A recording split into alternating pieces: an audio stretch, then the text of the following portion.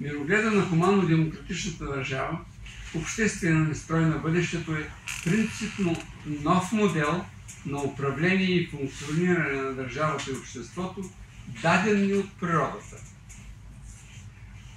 но неразбираем от хората през хилядолетията. Това е моделът на устройство и функциониране на човешкия мозък и откритата негова днешна властова интерпретация, моделът на хуманно-демократичната държава. От неолита до днес човечеството е сътворило само следните 10 мирогледа, предизвикали качествена и скокообразна трансформация на формите за съществуване и управление на държавата в процеса на еволюционното развитие на обществото. Първо, идеализма в оригиналния му от древността смисъл, наложен от Платон, Аристотел. Светът е съвършен, защото е сътворен от Бог. Установеният властови ред също. Бог е идеален и сътворението от него е идеално и затова не трябва да се променя. Идеализмът, неговия религиозен аспект, е идеологията на застоя и на статуквото. Второ, материализма. Хераклит, Демокрит, Нютон. Материята се изгражда от атоми. Тя е във вечно движение и непрекъснато се променя. Трето, промяната като висша форма на развитието. Робеспиер и Кант.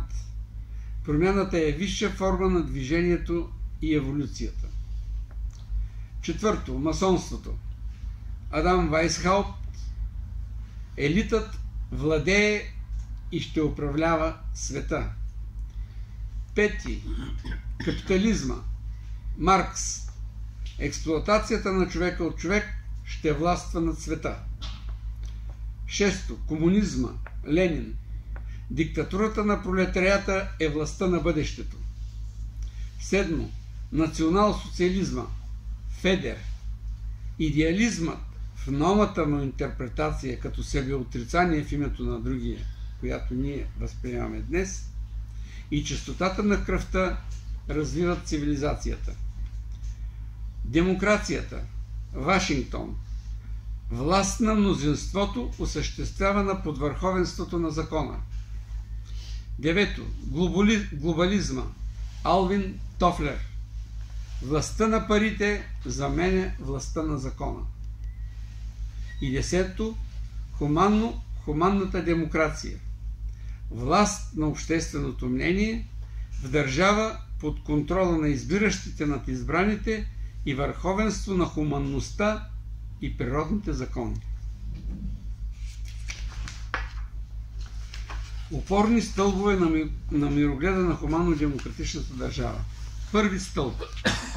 Този мироглед представлява ново просвещение за ново възприятие на света, същността на живота, съществуването и основните закони на природата.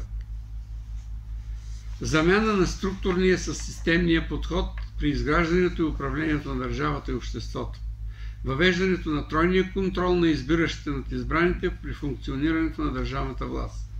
Второ, нова структура на държавната власт. Хуманно-демократична държава. Замяна на модела на властта, концентрирана в един връх, с модела на властта като куполовидна иерархична мрежа от взаимно контролиращи се управленски центрове. Изграждане огледално и равнопоставено институциите на непосредствената и институциите на опосредствената власт. Трето, нова организация на държавната власт. Навигацията. Замяна на командния принцип при упражняването на властта, властта на субективното мнение, с принципа на навигацията, властта на общественото мнение. Четвърто, коренна промяна на бетонираните и непроменени с векове в съзнанието ни понятия за живота, съществуването, борбата и развитието.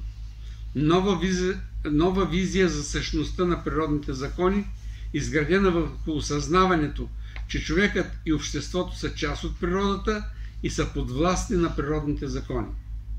Осъзнаването, че експлоатацията на човека от човек и неравенството, върху които е изградена държавата и обществото, са противоестествени и противоприродни. Пето. Нов принцип за териториално устройство на света.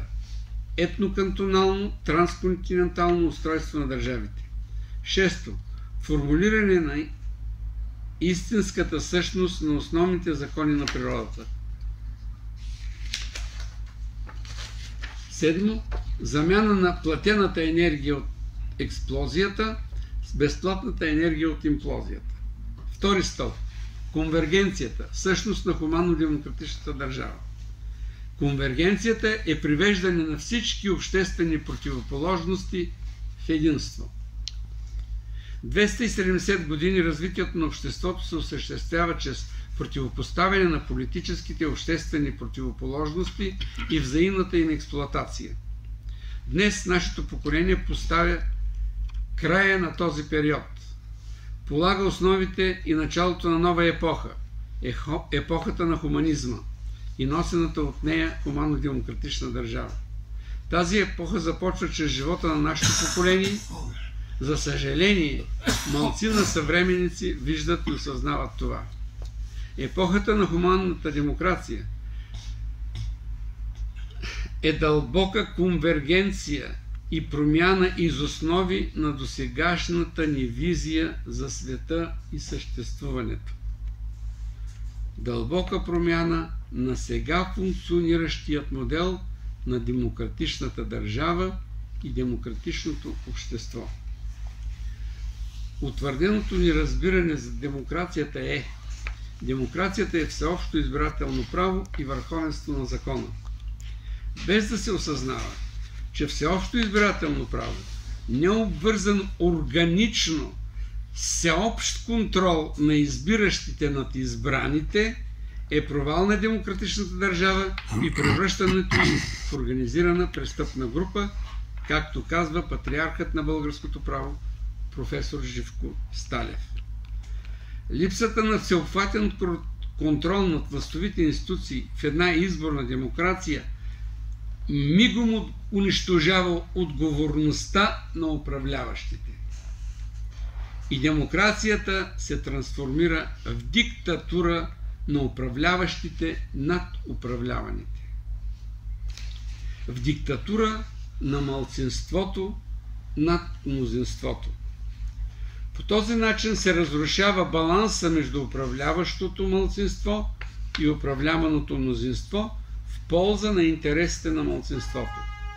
Основният закон на природата, законът за равновесния баланс, изисква в двете форми на властта в демократичната държава, опосредствената, политическата и непосредствената, гражданската, да бъдат съчетани в единна структура с контролни функции една над друга. Това е същността на властовия модел на хуманно-демократичната държава. Замяна на детерминираният модел за контрол над властовите институции в държавата с единна система за взаимен контрол на държавните институции, съчетан с всеобхватния контрол на избиращите над избраните. Държава, изградена върху единството и взаимната апелативност на институциите на непосредствената и институциите на опосредствената власт. Липсата на равновесие между двете форми на управление на демократичната държава в конструкцията на една съвременна държава означава, че тази държава не е демократична. Ако властта в една държава не представлява баланс между двете форми на функциониране на демократичната държава, тя неизбежно се изкривява и поражда форма на тоталитарна и неуправляема държава. Конвергенцията има три нива. Първото ниво, това е личната конвергенция. Тя се състои в това, че всеки конкретен индивид трябва да се откаже от егоизма си и да приеме себеотрицанието в името на другия като основа на собствения си живот и начин за постигане на собственото си благополучие и щастие. За политическите партии това означава да се откажат от преследването на тясно партийните си и егоистични интереси когато са във властта, да преодолеят досегашния си вроден политически инстинкт на работа за себе си срещу народа и го заменят с принципа с народа, за народа. Второто ниво е политическата конвергенция. Тя се състои в доброволното приемане от партиите във властта на гражданския контрол. Гражданският контрол над всички власти за осъществяване на всеобхватния контрол на обществото върху работата на властовите институции. Това е императивното изискване за ненасилственото, нереволюционно и естествено въвеждане на непосредственото упражняване на властта от народа. Член 1, алинея 2 от действащата Конституция. Третото ниво е финансовата конвергенция. В исторически план финансовата конвергенция е осъществена най-напред още в 19 век в САЩ. Тогава най-богатите осъзнават, че установеното в страната грандиозно неравенство